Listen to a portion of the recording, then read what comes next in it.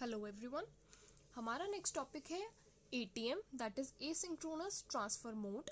मैं पहले इसे एक्सप्लेन कर देती हूँ, फिर उसके बाद इसके पॉइंट्स लिख दूंगी और वो रीड कर लेंगे हम। एटीएम क्या होता है? एटीएम जो है वो मल्टीमीडिया ट्रांसफर के लिए यूज होता है। मल्टीमीडिया मतलब वीडियो, वॉइस, मतलब different types of data transfer कर सकते हैं हम एटीएम के थ्रू।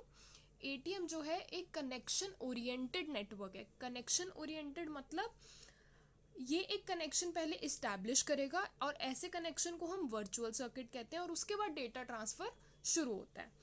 जो डेटा हम ट्रांसमिट करते हैं वो एक फिक्स साइज पैकेट्स के फॉर्म में होता है, और इन पैकेट्स को हम कहते हैं सेल। सेल का जो फॉर्मेट है, सेल फॉर्मेट एटीएम का, वो वेरी वेरी इंपॉर्टेंट है। हमारे उसमें हेडर और डेटा मतलब पेलोड होता है। टोटल हमारा 53 बाइट्स का होता है, और उसमें जो बाइफिकेशंस होती हैं वो होती है, हेडर जो है वो मेरा 5 बाइट्स का, पेलोड जो मेरा 48 बाइट्स का। और जो एटीएम का पॉइंट इंपॉर्टेंट है वो ये है कि एटीएम हमेशा इंश्योर करता है कि हमारा जो पैकेट्स जा रहे हैं वो ऑर्डर में जाए। वो कभी भी हमारे पैकेट्स को आउट ऑफ ऑर्डर नहीं होने देता। एटीएम जो है वो एसिंक्रोनस टाइम डिवीजन मल्टीप्लेक्सिंग एटीडीएम को यूज करता है। सो हमने मेनली एटीएम को डिस्कस कर लिया है, अब हम इसे रीड कर लेते हैं जो मैंने बोला। It is ITU telecommunication standard which transmits all information including multiple service type such as data, video or voice, which is conveyed in small sized packets called cells। ये मैंने अभी एक्सप्लेन किया था। नेक्स्ट पॉइंट है हमारा, ATMs can be used for efficient data transfer over high speed data network. It is a connection oriented network. Connection that is established is called as virtual circuit. इसके बाद है data is transmit into fixed sized packet called ATM cell। और ATM का जो cell format है वो हमारा very very very important है। इसमें होता है हेडर और पेलोड। पेलोड मतलब डेटा। टोटल ये हमारा होता है 53 बाइट्स का, हेडर 5 बाइट्स का होता है, और पेलोड मतलब डेटा हमारा 48 बाइट्स का होता है। और जो पॉइंट है एटीएम के रिगार्डिंग वो है, asynchronous time division multiplexing is used in ATM. I have already explained it. Ensure order of packets, this also have explained.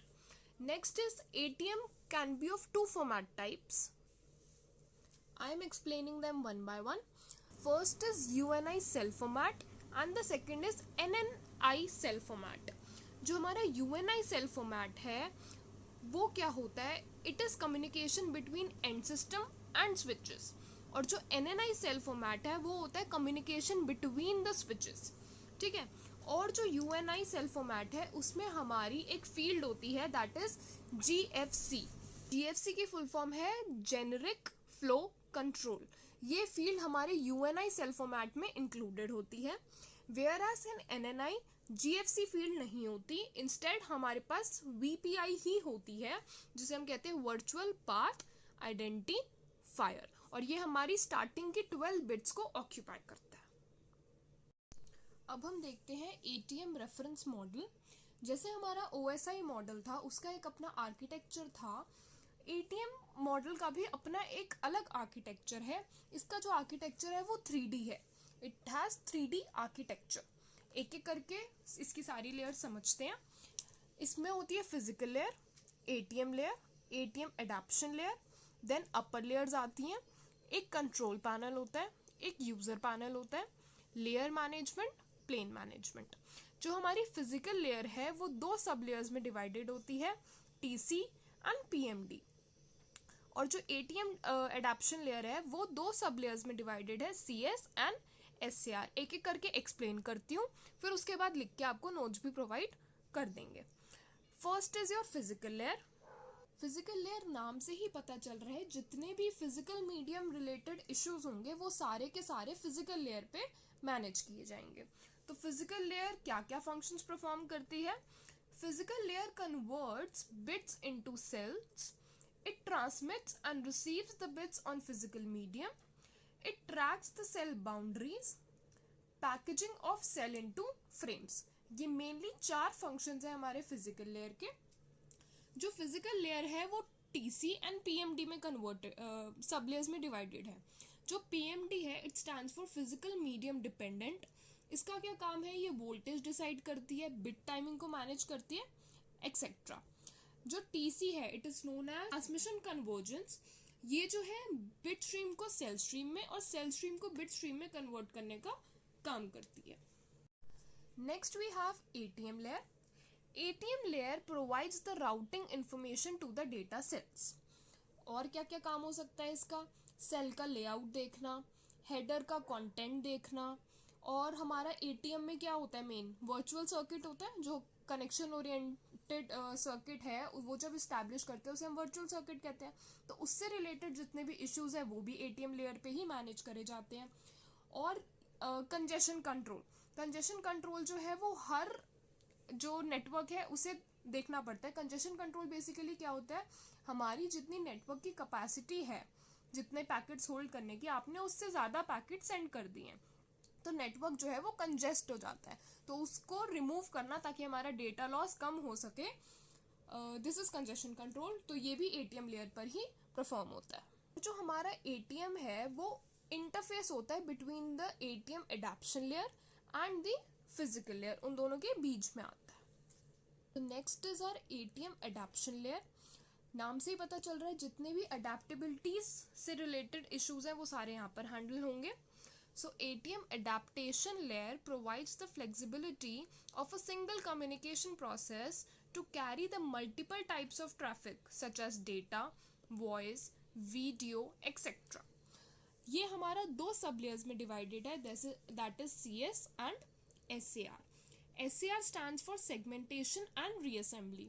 ये बेसिकली क्या होता है, हमारा जो डेटा आ रहा है, इनकमिंग जो डेटा है वो हो सकता है एक बड़े साइज का, बट हमारे ATM के अकॉर्डिंग एक पर्टिकुलर सेल फॉर्मेट मतलब 53 बाइट्स में ही डेटा को ब्रेक कर करके भेजना है हमें।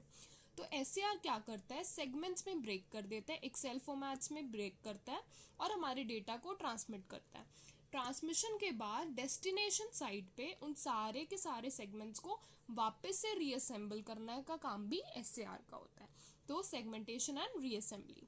नेक्स्ट जो सब लेयर है हमारी ATM एडेप्शन लेयर में वो है कन्वर्जेंट सब लेयर। ये क्या करती है, it provides the standard interface for different kinds of application, for example file transfer, video on demand, etcetera. ATM reference model में अब जो मेन चीज़ें बची हैं, अपर लेयर इतनी कोई इंपॉर्टेंट नहीं है, दो चीज़ें मेन बची हैं, user panel and control panel. जो यूज़र पैनल है उसका क्या क्या काम होता है, data transport, flow control, error correction, और जो कंट्रोल पैनल है उसका काम होता है कनेक्शन मैनेजमेंट का। सो मैंने पूरा का पूरा ATM रेफरेंस मॉडल एक्सप्लेन कर दिया है with all the users of all the layers. For the completion of notes मैंने सारे के सारे पॉइंट्स को प्रॉपर लिख दिया है प्रॉपर लैंग्वेज में। आप अभी स्क्रीनशॉट ले लीजिए, आई एम नॉट एक्सप्लेनिंग और not reading it again and again, आप बस स्क्रीनशॉट्स लेते जाइए। फिजिकल लेयर दो टाइप्स की हैं, उसके बाद हमारे पास होगा main functions. So these are the main functions of physical layer.